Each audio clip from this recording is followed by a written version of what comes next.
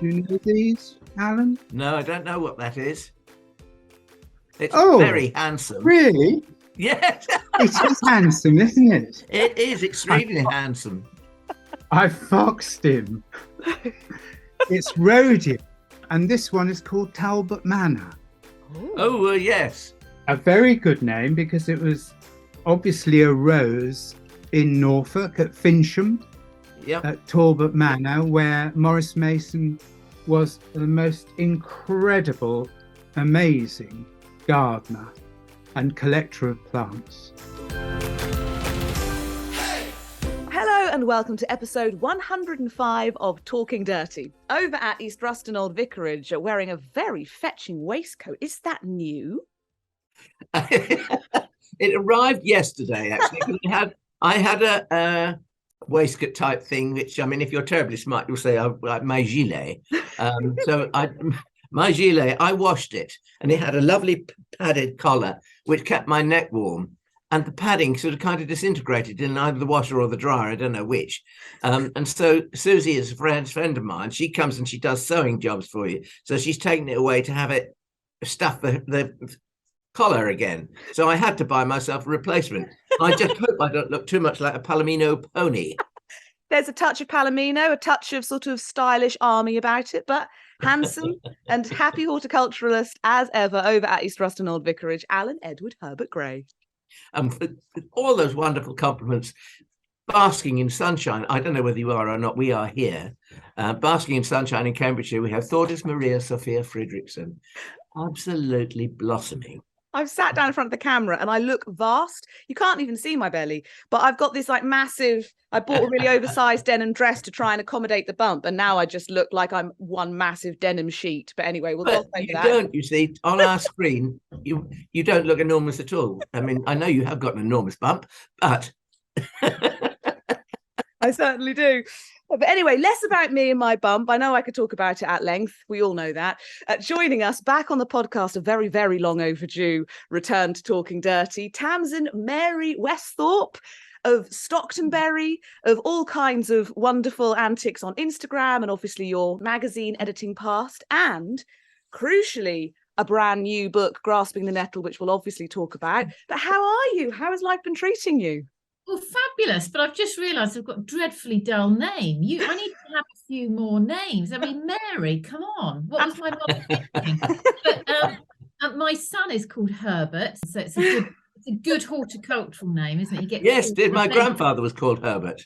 Yeah, it's a good name. We're keeping it alive. So Best thing about your son's name is, isn't he Herbert Robert, therefore meaning you can call him Herb Robert? Yes, exactly. Yeah, it's one of my favourite, little flowers. So poor boy. I've always been such a fan of Herb Robert, and I do love it. And I love the colours of the foliage and how beautifully floriferous it is. But yes, I think introducing it to my garden, as much as I enjoy it, I sometimes wish I had a bigger garden to accommodate it, and so it wasn't quite so in my face. Yeah, and I can't weed it out now. It's like I just can't, because it's not allowed. It's one of those weeds that is I don't know, it's a welcome weed somehow or other. It's just lovely. It's part of the garden. And of course a certain Herb Robert does have a degree of snobbery about it. I remember Penny Snell, when she was whatever she was at the National Garden Scheme, she came to my garden and she was here one day and she said, "Do you have the white form of Herb Robert?" And I said, "Penny, you're standing on it." Oh, brilliant. I love it.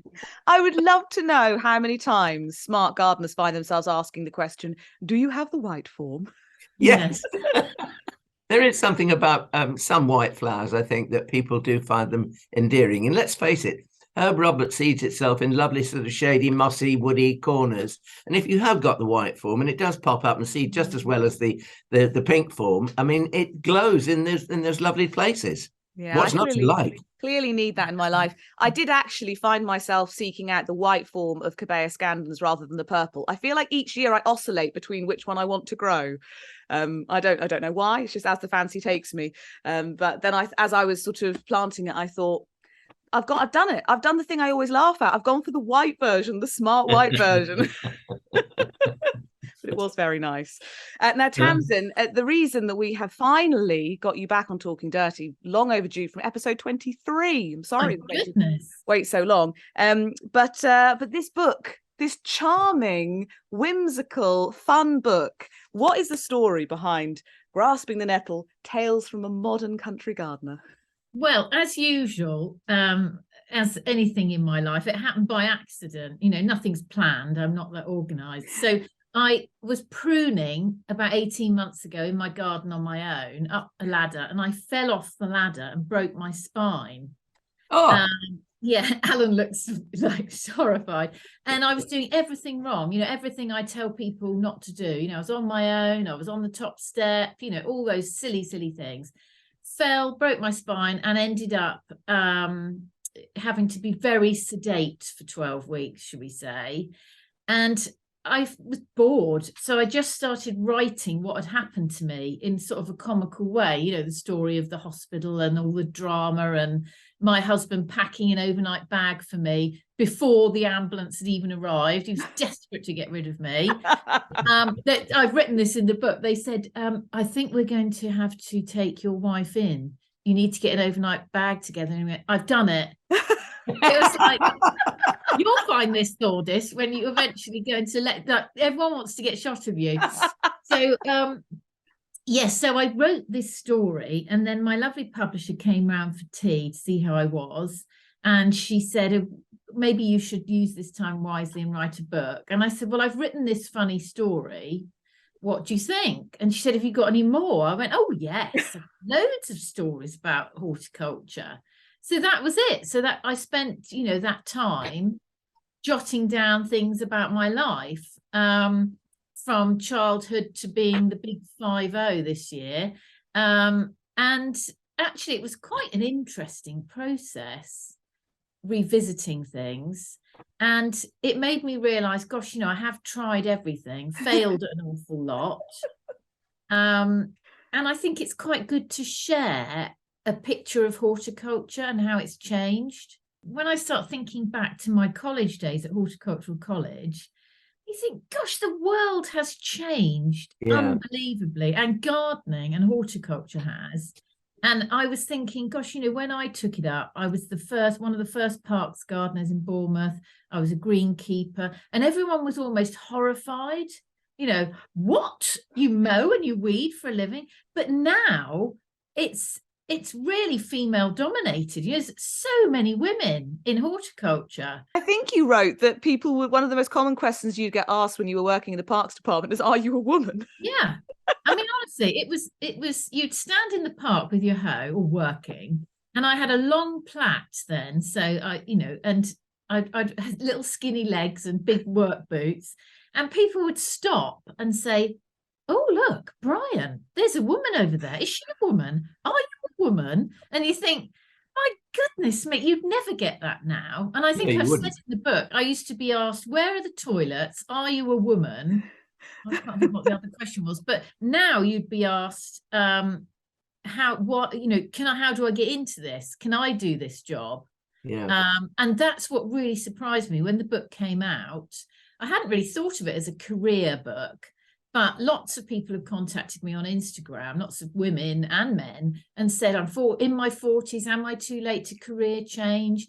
So it's wonderful. I think that bit of humour, but honesty about the industry, people like that, and they think, oh, maybe this, I could give this a go. Yeah, it's looking at it all through this real kind of personal prism. And I think that, like anything, as soon as you're sort of sharing personal experiences, it makes it so much more engaging. And lots and lots of, you know, things that not even just your horticultural career, but your sort of personal horticultural pursuits and things not necessarily quite going to plan. There's quite a lot more nudity than I was expecting in your book. Yes, I seem to come across that quite often in my life. But and also, I ought to explain that, oughtn't I? Yes. Yeah, I ought to explain that. Otherwise, it sounds a bit dodgy. But yes, so I got this flat. You know, when you're younger, and I was working in the parks, I thought, I've got my own flat. I've rented a flat. I was so excited because there was this garden at the back that was a shared garden that nobody had touched. I thought, I've landed in heaven now. So I moved in. I was unpacking all these kitchen accessories and looking through the kitchen window, dreaming. And then out popped the neighbours, totally naked. So basically, they were nudists, and the garden, they were staking their claim on the garden, and making it very obvious from the moment I moved in that it was their domain. So I never got to sow a seed in that garden. I think I hung my washing out once, and that was it. Now, I totally feel your pain because I don't even like fully clothed neighbours being in the garden next door, really, while I'm gardening. I want peace. I want to listen to the birds. I want to feel like I'm in my own world. So people in my garden fully clothed, I think, would be a problem. But funnily enough, now, as I've got older, I think, well, maybe it's a nice thing to do, walk around the garden with nothing on. Do you know what I mean? I actually think there's probably quite a lot in that. I can attest to the fact that it is quite nice. Yeah, I mean, honestly, I do not. You know, if nobody's at Stockton Bury and we're on a closed day, you will find me in my bra and knickers if it's hot. Yeah. Why not? Yeah. I'm just thinking, Alan, we all thought you planted those hedges as windbreaks, but actually was it just to keep prying eyes out? Well, a lot of it was simply as windbreaks. I mean, you know, it's the barrier between us and the lane outside. But in the early days, I mean, I haven't done it for years now, but I mean, in the early days, I did quite often used to garden in just a pair of pants or sometimes nothing at all. And, you know, on a hot summer day, and it was freeing. But then I do wonder, you know, whether somebody might have peered through the hedge one day and seen me, because before we opened the garden, there was a rumor that went around that it's a nudist colony in there, you know. Brilliant. Yeah, well, there's a chapter in my book about a nudist colony. Yeah, exactly. Yeah. But, you know, that was an interesting day. So I went to do an article on this nudist colony. And I was very, oh gosh, will I have to take my clothes off? I don't know. I didn't ask beforehand, which is just really silly. Anyway, I didn't have to take my clothes off. But by the end of the day, I felt like the fool. I felt the odd one out. And these people were just so, it was just about them and their gardens. There was no accessories to say how wealthy you were or what you did. You know, because you do judge people on their clothing without, you know, unconsciously. And actually it puts everyone on an even keel. Tamsin, you're going to be known as the watch checker. Oh, God. But, yeah, it was, you know, as you get older, you do rethink and you think, oh, come on, it's our gardens. That's what a garden should be about. But when you're sharing it, I think maybe you need to be slightly more considerate. Please check. Yeah. Are we all nudists together? I'm surprised it's taken us till episode 105 to talk about gardening in the nuddy. Oh no, and then that's my fault now. I'm going to have this reputation that I don't know. I think it's a good reputation. Well, there is Naked Gardening Day, isn't there? There is. Yeah. And there were a couple who lived, I think, in Malmesbury in Wiltshire. Yeah. They were known for gardening in the nude. And Yeah. I mean, you know, and if you think your garden's looking a little tatty and you're opening, you know, if you open in the nude, off. Everyone will look at that, not the garden. Exactly. But I'm just going to promise you now, you will never see me on Instagram with nothing on, Alan. I'm not doing it. Well, I think I would agree with you there, Tamsin. World Naked Gardening Day or not, no nudity on any of our Instagrams. No. I used to love the calendars that they used to do with quite famous gardeners, and they'd all be carrying a watering can that was strategically placed, you know. Yeah, but there's still I've got one from this year. Perennial do a calendar. So yeah, that they've got lots of men in herbaceous borders strategically placed. It's fabulous. I think I'm often very grateful for the clothes I wear when I'm gardening. Whenever I'm snagging myself on a thorn, I'm not entirely sure my garden would be a good place for nudity. Maybe we should wrap nudity up. Yes. The nudist section of the podcast. Yes, let's get dressed. Yeah. I'm so sorry, everybody. What I think is lovely is how, as you move through the chapters of the book, which is just a whole succession of sort of chronological stories from your life, most of which have you sort of chuckling away on the sofa as you're reading it. It's all these different angles. So you've got your personal horticultural journey, you've got your professional one from the parks department, all the way through to Stockton Bury via appearing on Lorraine's television show and on radio with your son, who was very small and didn't play ball. I won't give everything away, but, you know, read the book. But just obviously your huge chunk of your career being about garden writing, you've managed to sort of step into almost every way. You've had a gardening shop, every kind of way that you could try horticulture as a career and as a personal experience. Yes, that kind of worries me in a way. What does it say about me? You know, I'm a Gemini, so I do get really excited about things. This is the problem. My family go, oh no, what's she going to do now? But then I think, although some people might say, oh gosh, she never sticks at anything, what I would always say to everyone is I've always stuck with horticulture. You know, I might well have had a garden shop, I might have done interior landscaping, I've been a lecturer, but all the way through it's been plants and gardening people. I think that's a line in my book that about 3 or 4 people I've met that have read it have quoted to me, is when I got to Horticultural College, I actually wrote I'd found my people. And that is something that so many people have related to. I was at a seed swap in Hereford on Saturday, and a lady leapt over to me and said, these are my people, you know, like in your book. And so I think what's held me to horticulture is that wonderful community. And I love being outside. I think I've written in the book, you know, how my mother and father sent me on a secretarial course when I was about 16, and mum bought me this sort of office outfit. And that was like a nightmare for me, absolute nightmare. And I think I didn't complete the course. I'm sure I didn't complete the course. And they asked me at school, what did I want to do? And I said, well, I'd like to be a gardener. And so my work experience, they sent me to work at a beauty therapist. And I suppose it's pruning. Trimming. Yeah, I just thought it was honestly just so far removed from me. So yes, I think it's quite fun to share with people my mistakes as well. I think, you know, all these things we do that don't work are actually very useful to your career in the end. I think one thing that came through in your book is your lightness of touch. You know, whenever things are not going wonderfully well, there's no doom and gloom in it's always looked at with perhaps optimism, and maybe that's part of your Gemini character, because Gemini is the twins, isn't it? And I've got a very good friend of mine who's a very successful businessman. I mean, mega successful.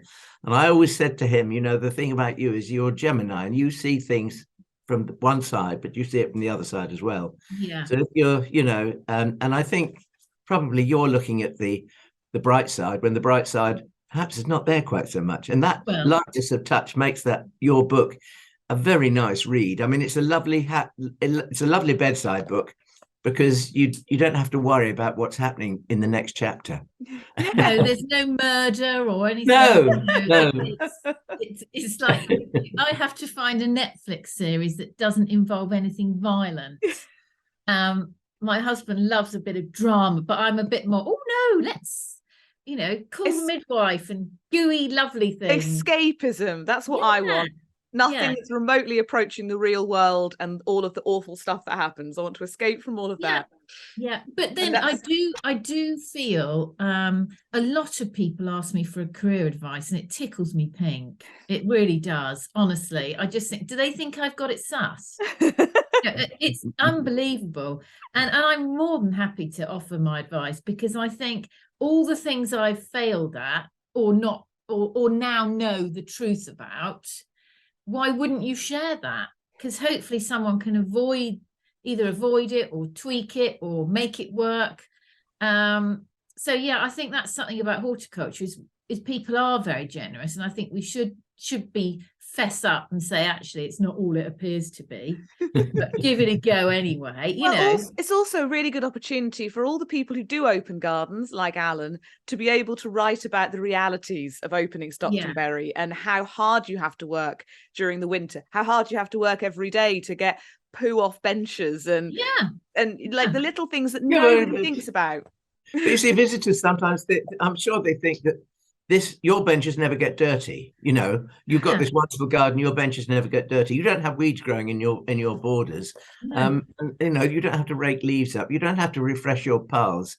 All the things that you would look, I mean, it's a bit like cleaning a house. You get from top to bottom and then you go back to the top again. Yeah. And that's exactly what we all do as gardeners, especially when we're open to the public. But it is quite shocking, actually, that I think people assume you just flick the gate open, come in, and friends of mine will say, surely you're not gardening in this weather. Well, of course I am. I've got to. There's no choice. We've got to crack on.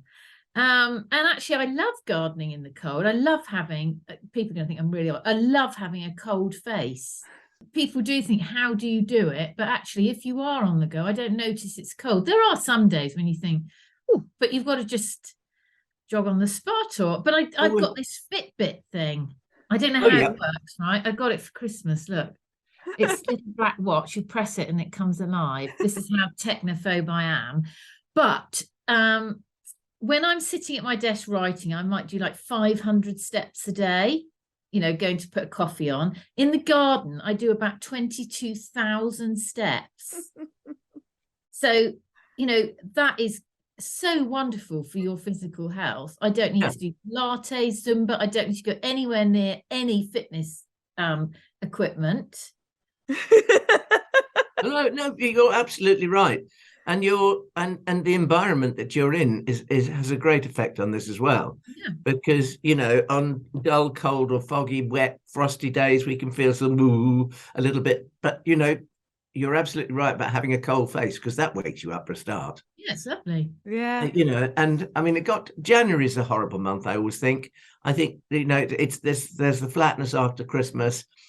We haven't quite got around to sort of thinking of spring is on its way until you get to about the 20th of January. And you suddenly notice that the days are perceptibly a little bit longer. Yeah. And then I've noticed just recently, about 10 days ago, the birds started singing.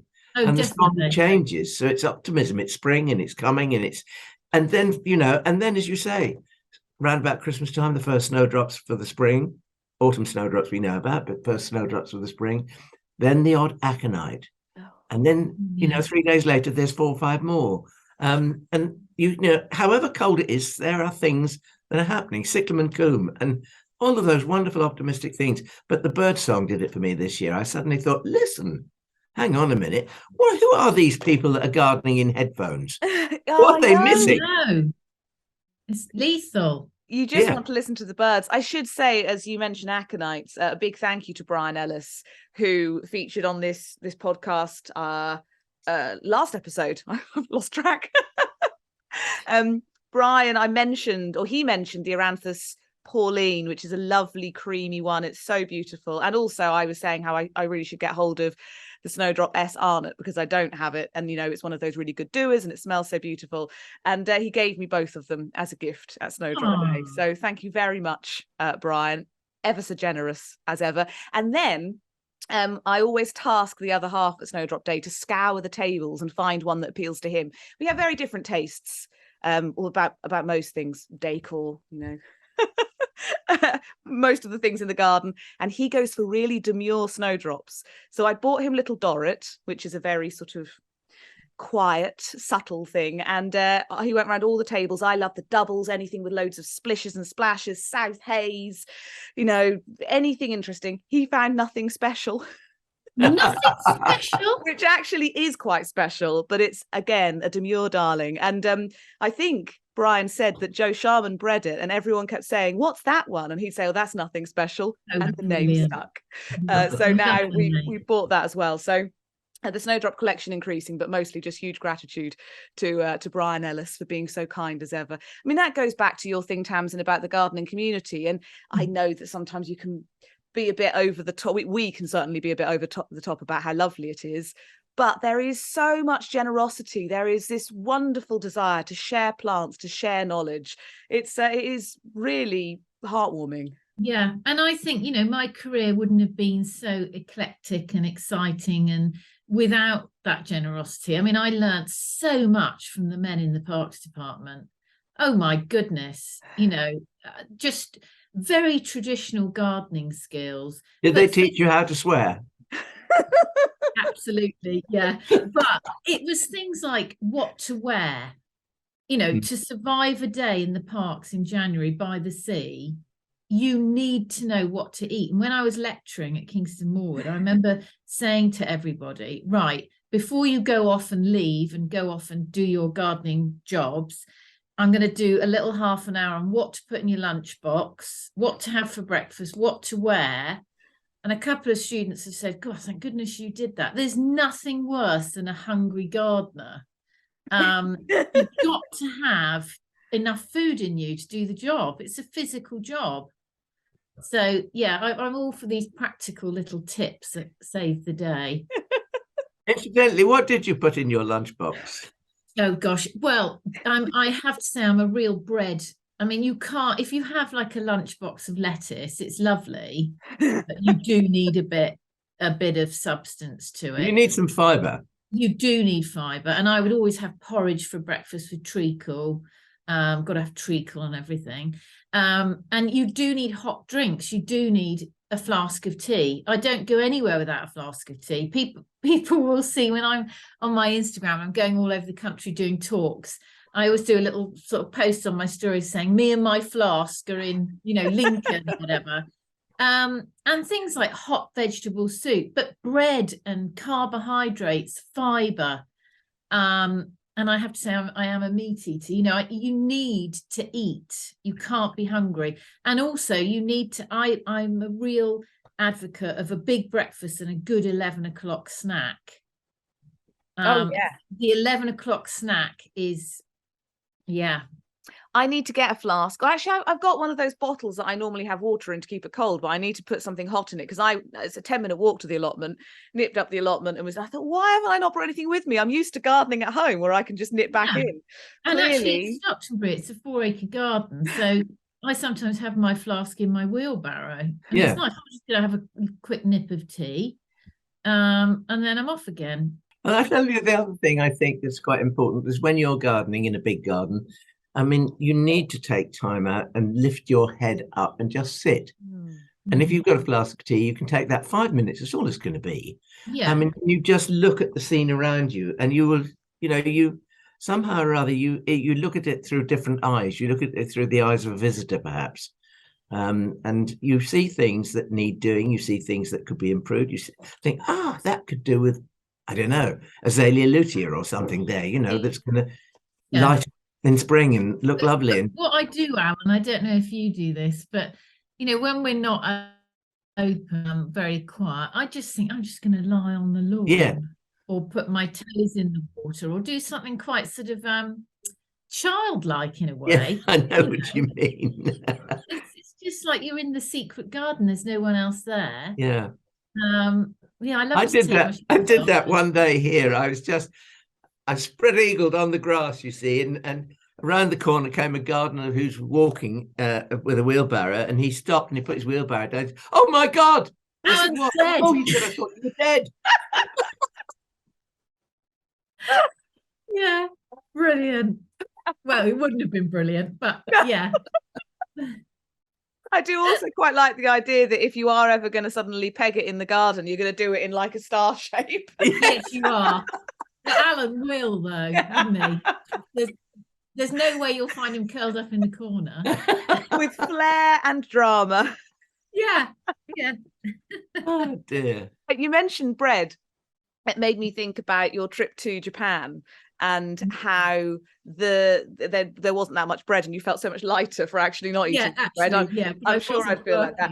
But I think the thing I loved about there's lots to read in the book, but there was this wonderful idea of going to bathe beneath these wisteria clad trees. Absolutely amazing. And the idea of we see wisteria, we adore wisteria. I have wisteria flomo every single year because I don't have any, and it's festooning various houses in my village. That's how we think of it. But this idea of it just rampaging through the trees and doing its beautiful drapery. Quite magical. I'm not, as I say in the book, my family, we're not great travellers. I mean, the last flight someone took was probably ago. We're pretty pathetic like that. But when I got to go to Japan for work, I think I say in the book, it's like I was charting how many miles I'd be. Little boy was very young, but the experience was just unbelievable. It was just fantastic, absolutely fantastic. And like you say, seeing plants in their natural setting and realizing that we put restraints on plants, which is fine, but to see them just do their thing, wonderful. And again, being naked underneath it in some water. We're coming back round again. I don't know what you're trying to do to my career, you two. I'm looking forward to the title of this one, Tamsin Westhorpe on nudity. Yeah. Oh, well, welcome to the Naked Gardening School. Yeah. Well, the most of the people, I think, apologies if you're however many minutes into this podcast and you were here for something very different with the title Talking Dirty, but I'm fairly certain a good portion of the people who first come to us, particularly on the audio podcast, don't realise it's all about horticulture. So at least for once, you're actually getting a bit of what you were after if you're that listener. Yeah, exactly. Yeah. Well, we could actually make something slightly funny out of that by borrowing a line from Dorothy Parker when she said, "You can lead a horticulture, but you cannot make her think." Definitely not a comment on any present company, including myself. No, Tamsin, it's a beautiful book, and hopefully it will inspire lots of people to, if not career change, feel a bit braver maybe about making mistakes in their garden. Yeah, I think what the underlying thing that came through for me was the optimism of it, because you have, Tamsin, you have this thing. Well, go on, have a go. Try your best, do it, have a go. If you fail, you fail it, but if you'll get something out of it. That's what gardening's about, anyway. Yeah, and I just think. I think humour is so important, and the horticultural world, it is a serious industry. I'm not belittling it at all, because I'm well aware of how huge it is, how important it is, how serious it can be. But then I think there's this light side that we just mustn't forget. And I think that makes people feel welcomed and happy, and that's all good, all good. Yeah. Now, the other thing we wanted to talk about was a few planty type things with you. Yes. Well, I know they're not really full show and tell, but you do have some lovely snowdrops at Stockton Bury, don't you? Yeah, we do. We don't have vast swathes. We're not Colesbourne by any stretch, but we do have some lovely little clumps of exciting things. I'm not a snowdrop expert, but I think my favourite is probably Augustus with the big flowers. I've picked a little bunch here. I pick one bunch a year. I just allow myself one bunch, and this gorgeous little vase that a local potter gave me. Isn't that cute? Yes, it is absolutely ideal for snowdrops. Yeah, and I move it around the house with me. It's really sad. I take it up to bed. I put it. This will come from my office to when I go and have my coffee. It's like a little companion, because I think I want to get the most out of it. But the first night I put these by my bed, I was quite surprised how strong the scent was. I'd forgotten. And, you do not realise that in the garden. But when they're right by your bed, you think, gosh, actually, it's faded a bit now. But on the first day, I think we forget that snowdrops are scented. Well, I didn't realise that nasturtiums are scented, really, until I went to stay in somebody's house, and I was staying for the weekend, and they'd very kindly put a little posy, about the same size as your snowdrop posy, on my bedside table. And I thought, what is that scent? I'm joking. And it was the humble nasturtium, so these things are worth trying. Definitely. You just definitely. reminded me that is one of the things I really want to have in a big way on my very small allotment. I just love nasturtiums, and I was going through my seed box the other day and looking up, all of these dregs of seed packets and trying to look at the dates and see, so by 2012. Oh well, we'll give it a go. Them. My pantry's just as bad. You go through your spices, don't you? And you Yes. think, oh gosh, 2007. Oh, it'll be fine. Yes. It'll be fine. Just don't tell the rest of the family. You'll never know. It's like pickles. Anything that's got vinegar in it, you think will last forever. Yeah. No. So if I have no nasturtiums, it's because all of my seed was sort of sowed by 2012 to 2015, but we'll give it a go. I think I've got 1 or 2 fresh seeds, so hopefully something will germinate. But I just suddenly thought when you were talking, Thordis, that let's say we want to change an idea of a plant.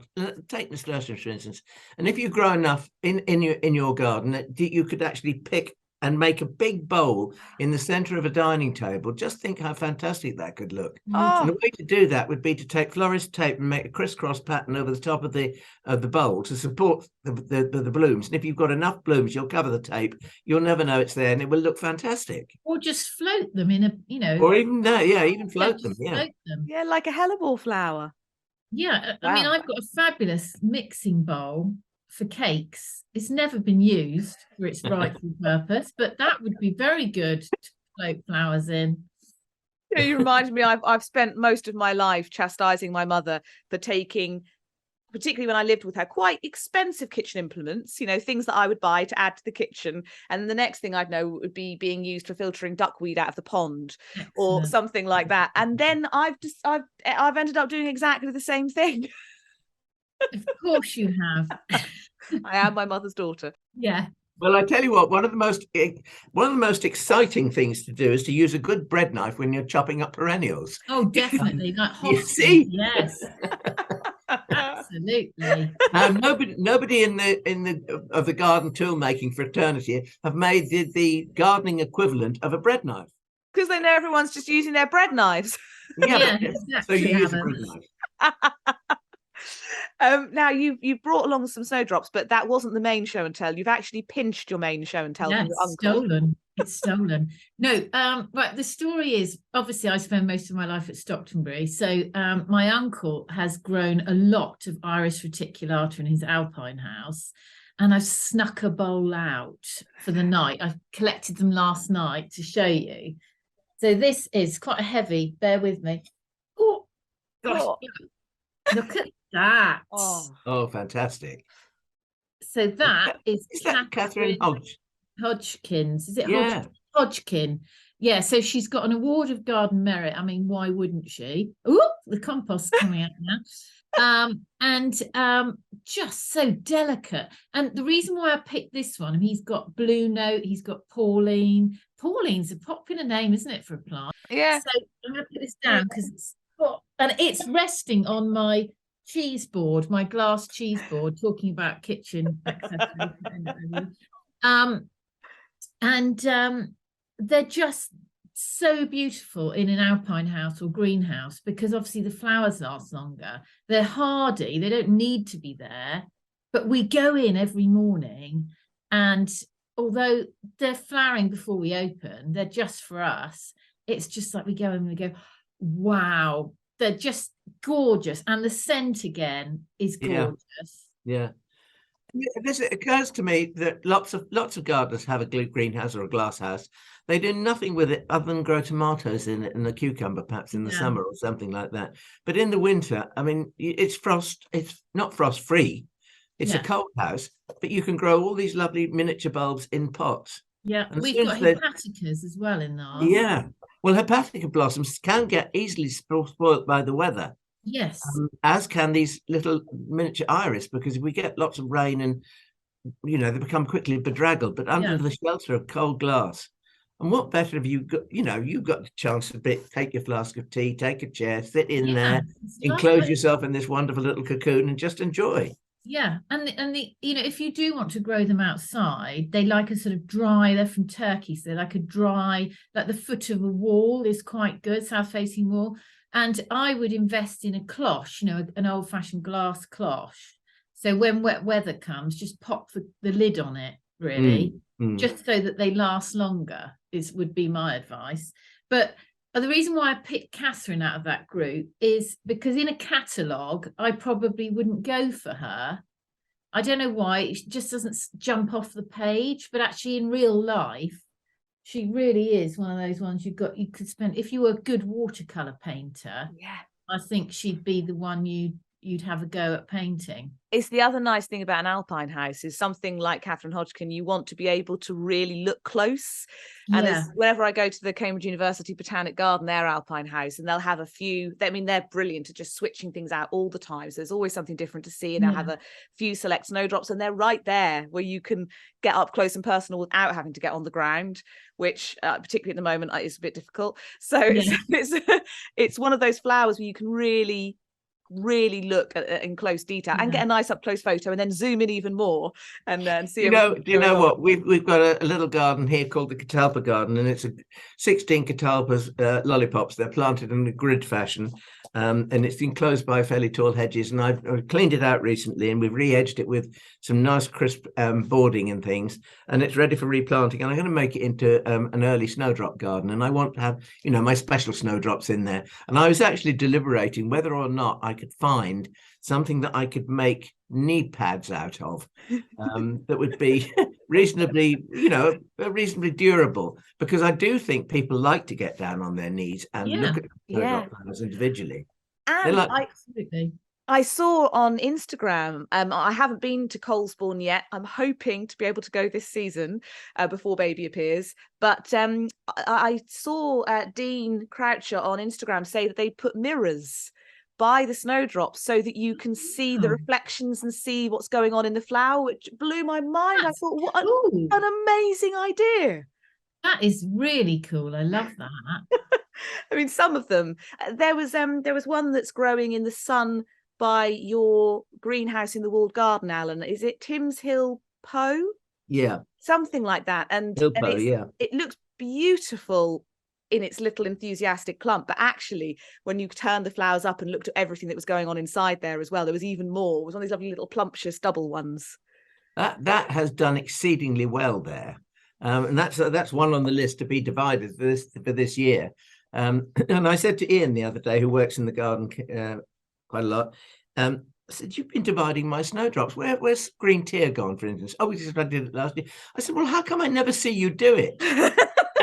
In the dead of night, And he just goes out and he'd dig them up, and he normally puts a small clump back from where the original came from, and then they disperse it all around the garden. And we've got quite large areas of, I don't know, plants like Godfrey Owen, for instance, which is a nice tall growing one. Mrs. McNamara is another nice tall growing one, and another one I bought the other day, on Sunday, was Rainbow Yo-Yo. I mean, I bought it because I love the name.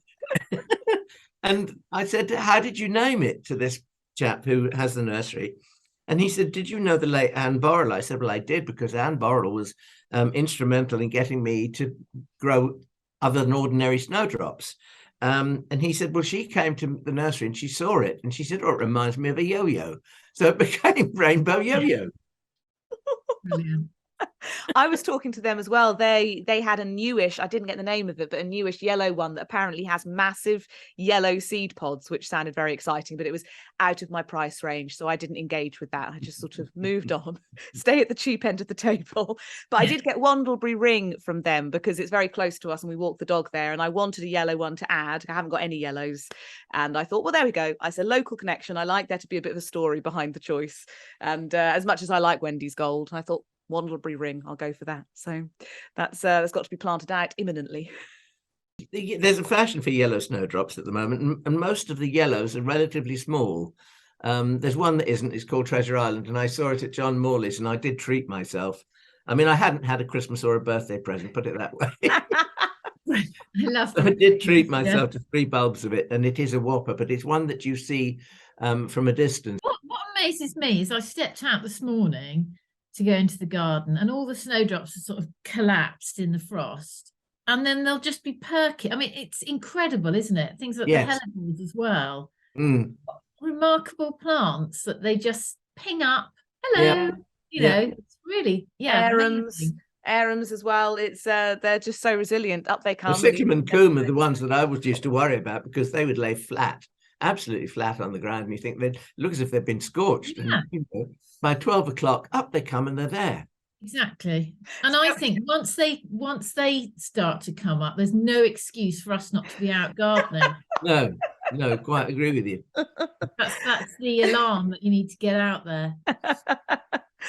Now, before we have to wind up this extremely enjoyable chat, it's got a big, like, my cheeks are starting to hurt from all the smiling. We should do some FLOMO, which of course is that fear of missing out you get about a flower or a plant. Boy, oh boy, I'm not going to go into even more snowdrops, but I certainly had plenty after Alan's snowdrop day. And if you do get the chance, I think it's lovely to go and look at them all on the table. But if you can go to a garden where you get these named clumps and you can really see them doing their thing in the garden, do, especially if you're unconvinced by snowdrops. If every time we mention them, you do a little groan to yourself, like, oh no, they're talking about those little white flowers again. I'm sure that you can be won over to the snowdrop fanciers. I was. Yeah, it happened to Alan. To be Yeah. honest, it happened to me. I mean, when we used to work on the radio together, I spent years sort of talking about it and not, in my heart of hearts, not really getting it. But now I definitely do. It's a slippery slope. I've got to try and stop myself. But I'm not going to go snowdrops for FLOMO. It's almost every spare moment where I'm not reading something baby related, I'm reading something to do with the allotment or working out what I'm going to do there or what I'm going to plant there. And sweet peas have become a little bit of a fixation because I really want to have at least one nice wigwam of sweat peas. So I've been looking at loads. Do you need a division in your allotment at all? A division? Yes, I mean like an almost invisible fence between one part and the other, or not? Well, I'm open to all ideas, Alan. You know that. Well, I was just sort of thinking, because I do know somebody that's got some quite nice espaliered pears. Oh. I think you need to say yes to that. Yeah. And I just thought a couple of those might be useful. Who says no to a nice pair of espaliered pears? You can't refuse that.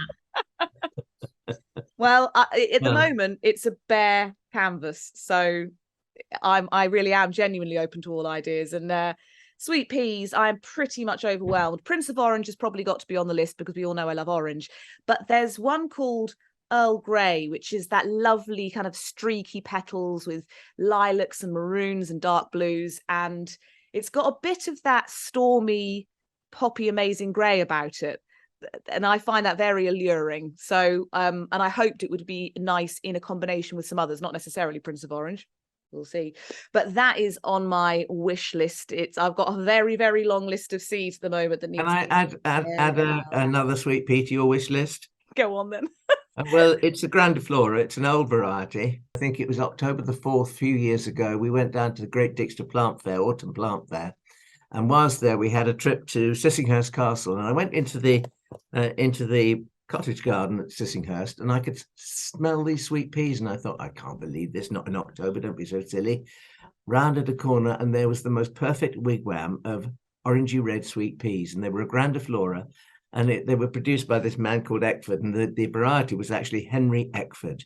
Now, I don't know when they sowed that seed. I tried sowing it, I think it was in late June, and I was a little bit too late. So I think probably beginning of June might be the thing. If you want to try, just, we love sweet peas. I always think, as soon as you smell sweet peas in the garden, summer's here. Get your kit off. And here we go again. Yeah, here we go again. But how nice it is when everybody else's sweet peas have gone to seed and they've got looking mildew in, horrible, and they've got 2-inch stalks of little flowers at the top. You could have a full obelisk of Henry Eckford on the list. Tamsin, where are you at with your FLOMO?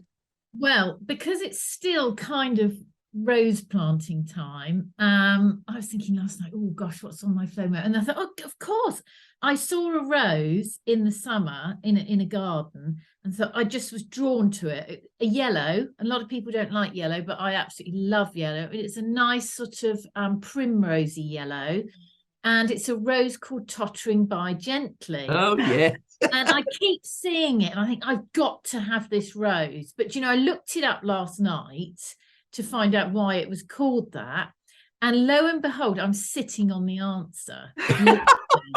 Okay, so bear with me. That doesn't mean she's not going to tell us. It literally is a cushion.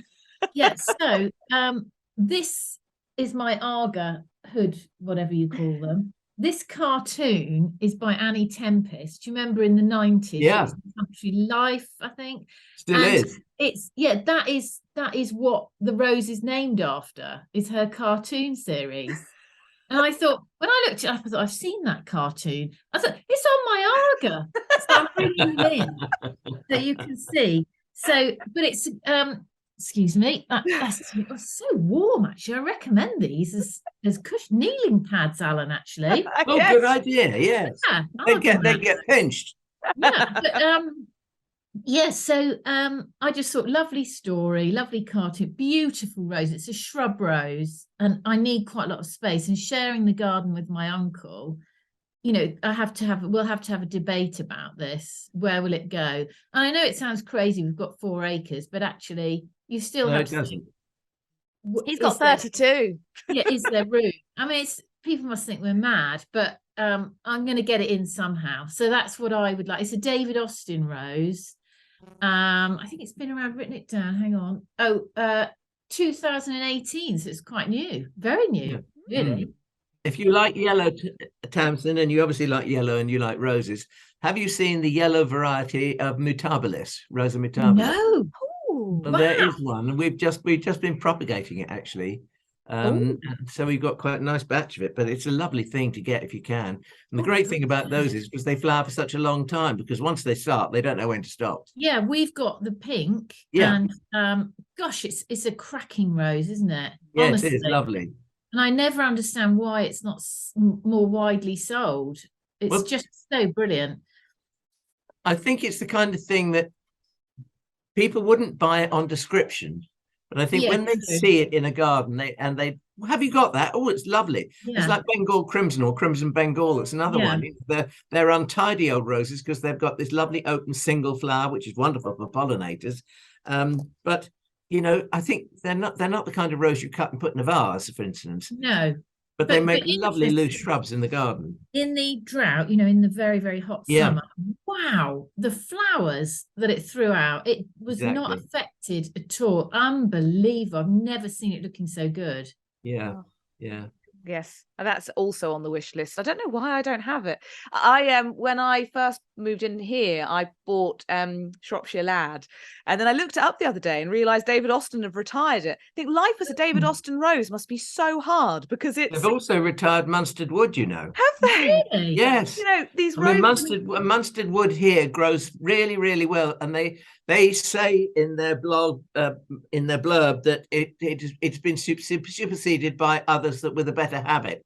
But there's nothing as dark as Munstead Wood, and that encouraged me to take cuttings very late in the year. I didn't take them until October last year, and I think out of the probably 36 cuttings I took, I may have got 4 or 5 that have rooted because it was so late. I went through our hardwood cuttings of roses yesterday, and you always do need to take more than you think, don't you? Yes, you do. Well, I did mine on a mist bench, actually, with bottom heat. Okay. No, I've just chucked them outside. Gosh, how slapdash of me. No, it's just that your method takes longer than mine, I suppose. But I hopefully will have 4 or 5 to pot up this year. Anyway. Yeah, it's just never come back as a David Austin rose, because you'll probably get retired even if you're great. Now, Alan, any flomos you'd like to share? Well, yes, it's going to be a snowdrop because we started off talking about snowdrops here. So whilst the snowdrop season is still in full flow, I'm going to actually have a flomo for Mother Goose, because I don't have that many yellow snowdrops. I have got golden fleece, only a small clump of it, but I got it. I've got Wendy's Gold, I've got Primrose Warburg, two of the best known yellows probably, or the yellow receptacle. I always want to call it an ovary because it's technically it's the receptacle that contains the ovary. So you shouldn't say the ovary, you should say the receptacle. You can tell we've been spending time with Brian Ellis, can't I've you? just got a thing, give me something with yellow receptacles and I'll get my kit off. Brilliant. I'm going to do a tally, I think, at the end when we edit this of how many times we managed to mention nudity and getting your kit off. I'm very impressed. I feel ashamed. I really do. My mother would be appalled with me. It's an episode of Talking Dirty where we finally did some actual talking dirty. I'm very pleased. Lived up to the name and the expectation. Tamsin, it's been an absolute joy. If people want to get more of you in their lives, then they can grasp the nettle with you and read all about your antics from childhood right the way through to the present day, and have a little chuckle either on the sofa or in bed. As Alan said, it's perfect bedtime read. Yeah, and if you want one signed with a message or anything, just go to Orphans Publishing and I can scrawl something in there if needed. Oh, how nice. That's lovely. Personal touch. Until next time, thank you very much for being so entertaining and making us smile until our cheeks hurt. And I've loved it. I could stay on here all day. It's brilliant. Wonderful gardening therapy. So we should rename it. It's just gardening therapy. That's what it is. Yeah. No, Talking Dirty is much more fun. Happy gardening, everybody. Bye-bye. Nice to see you all. It's connecting. It's connecting. Oh. Yay! How are you, Morton? Let's get to the serious stuff. Gardening. Very, very large. Oh my word. Now, the thing is, I shouldn't tell you this, I had a 10-pound baby. Oh no. Oh, there he is. The man himself. I'm nearly there. Trying to move him around on my screen. The man with the snowdrop named after him now. That is just awesome, isn't it? But I love your your wish list, your FLOMO, and underneath I'm thinking, no, what she won't want to be doing any of this year. She'll just want to be trying to sleep. You can't imagine how sad I was when I was reading your chapter about having a baby, and you were like, and I had all these ideas about time gardening and planting, and none of it happened. No.